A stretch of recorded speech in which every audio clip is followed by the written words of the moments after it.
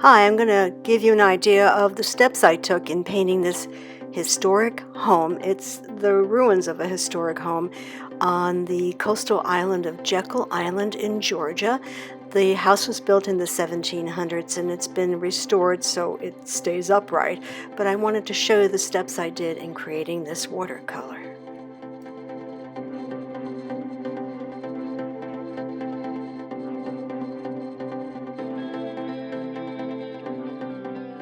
The first thing I did is I did some pencil sketches.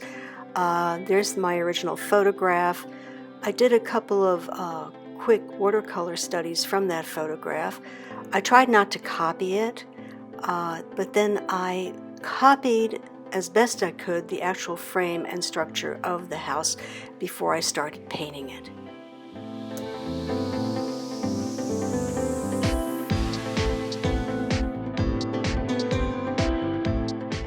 I worked on the trees with some sap green, some lemon yellow, some burnt sienna, and some ultramarine blue.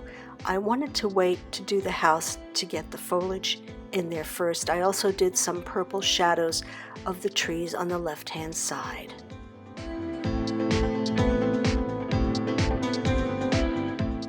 Building on more of the tree bark and the branches of the tree, adding more shadow to the trunk of the tree and putting in some foliage behind that particular tree and shadows in front of the building itself, and adding a bit more green surrounding the building on the left. Now I'm beginning to start putting in color on the house. The lightest part is on the right hand side, and it's burnt sienna and some ultramarine blue just dropped in.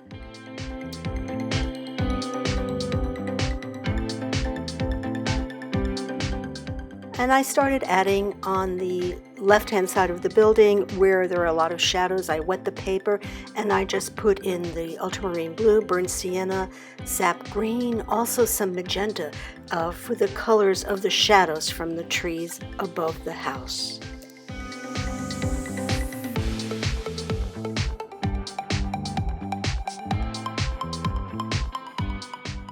This is where I start building more on the house itself, layering the colors, trying to put in also some cadmium yellow and cadmium orange for the bright light of the sunlight and for that contrast with the purple of the shadows on top of the building.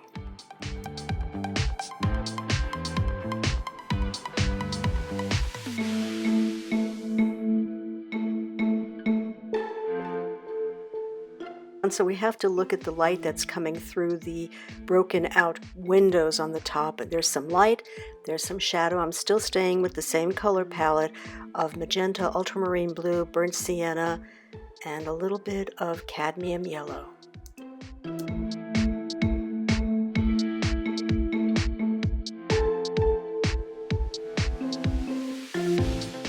Now we're starting to add more color. I moisten the paper and I add darker values for those shadows, and I'm trying to retain as much as that bright orange and burnt sienna where the light is hitting from the sun, but still building on those shadows here and there, looking at my reference photograph as I go through it.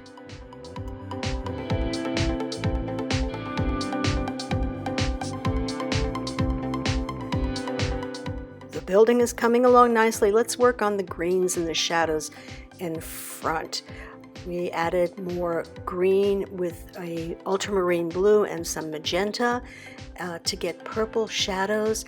I'm still building a little bit on those ruins in there where the shadow is cast by the empty spaces of the windows.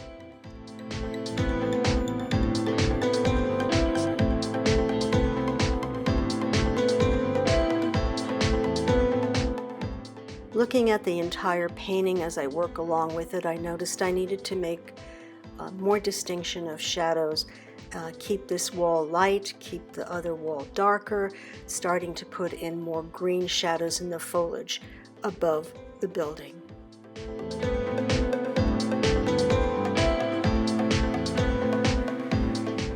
Shadows play a big part in this painting, and I keep focusing on them. I keep lifting too where the light's coming through, trying not to disturb the beautiful blends of color that have occurred with the paint on the moistened paper.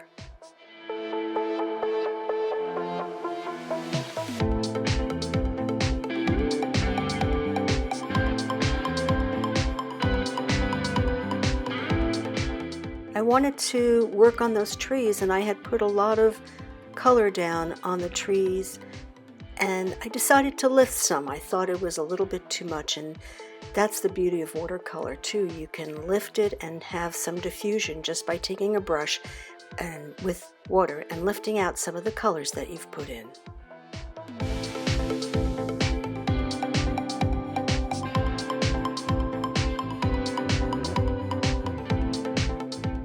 The last step for me in any painting is taking a look, stepping away for a day or two, and seeing what the final product looks like. I have to hold back because I want to adjust and fiddle, but I have to stay with my gut and my confidence that this is actually a very good finished product.